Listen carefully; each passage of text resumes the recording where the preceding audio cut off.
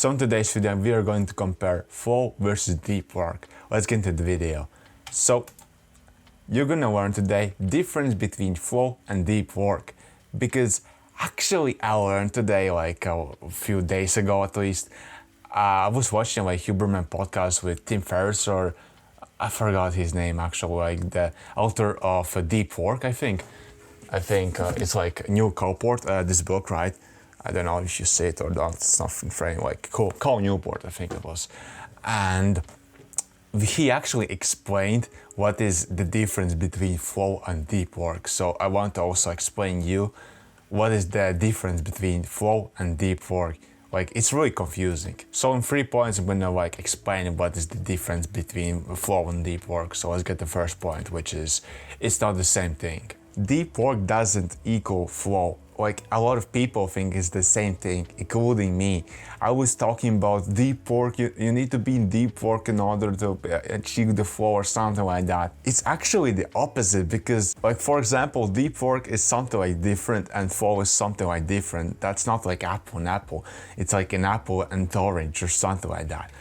So that is one thing that I want you to understand. It's not the same thing. Like, why? I'm going to explain why it's not the same thing. We are just going to compare. So let's get into the next section. That will be flow versus deep work. I'm just going to compare to apple to orange or something like that.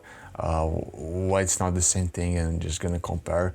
It's actually the opposite thing. So for flow, for example, it feels enjoyable. Like, in the flow, you enjoy the workflow and everything. Like, that's actually the flow.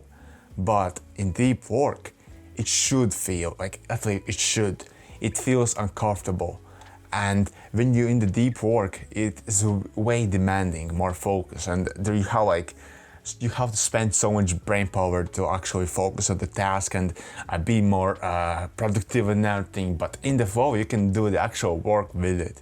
Like, what I mean is that in the flow, you have these athletes that are in the flow, in the zone and everything. Like, they enjoy the process, they're in the game. They are only in deep work sessions when they are like learning, like they're actually practicing, like improving themselves. That's actually the fastest way to learn things, like hard things that are complex and everything that it requires a lot of brain power. But in flow, you can do easier work way faster and use your creativity for editing. It's like basically a win for flow in this case, because, like, for example, 80% of edits you're gonna make, like, while you're working will be in the flow, because it's like perfect for video editors, because you can do actual work with it. It feels enjoyable. You're in the flow, you can do the thing, you can boom, like the preset, another preset later or something like that. You know what you have to do in order to like achieve the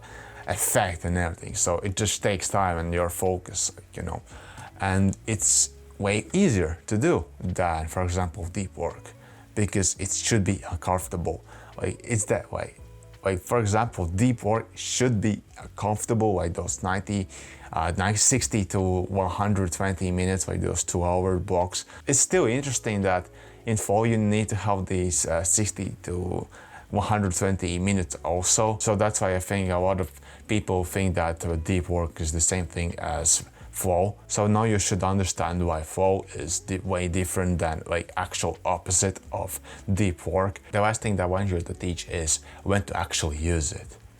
So when to actually use it, like, I already separated all of them, to understand better. Flow we are going to use for 99% of tasks, that is like edit videos, like being in your comfort zone. Like, you have the skills, that are required but are not also your comfort zone, and you do not try new things. But that's also the thing in creativity, so it's kind of tricky, but yeah.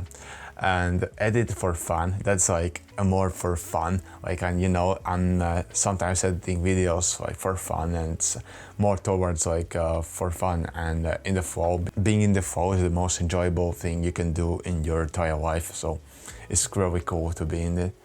And you can basically do 80% of work rest of your day, because deep work is really hard to do for 80% of the day, like rest of the day. But obviously we are going to use still deep work, but we are going to use a different approach, which would be like when you want to learn new editing style. For example, you want to like experiment or something like that, and you have to like resolve the problem. You need to have this all brain power to actually understand and learn, because the acceleration is the hardest part. Like for example, launching a rocket is the acceleration to the skies is the hardest part to just have the momentum. So is the thing with the learning, and when you like learn the thing, it's way easier to just replicate it again, because you already learned the process, and so you can also use the learned skills in the flow. So it's really cool, and you can learn anything with the deep work. So another way how we are going to use deep work is do complex animation that takes a lot of focus. Like, you know, in After Effects there's a lot of layers and you need to keyframe all of them, like they sync perfectly and everything.